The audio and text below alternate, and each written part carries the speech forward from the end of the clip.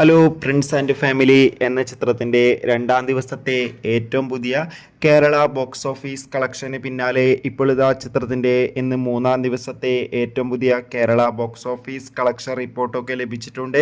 ആ ഒരു അപ്ഡേഷനാണ് ഇന്നൊരു വീഡിയോ ഭാഗത്ത് നോക്കാൻ പോകുന്നത്.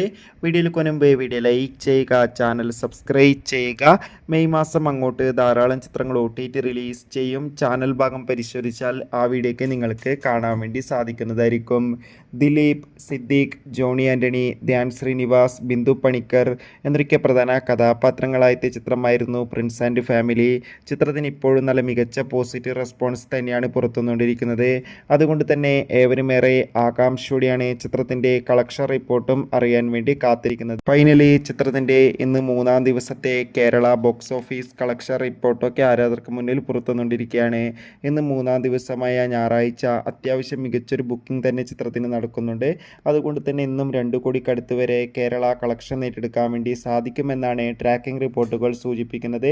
കാത്തിരിക്കാം കൂടുതൽ കളക്ഷൻ റിപ്പോർട്ടിനായി. ബൈ.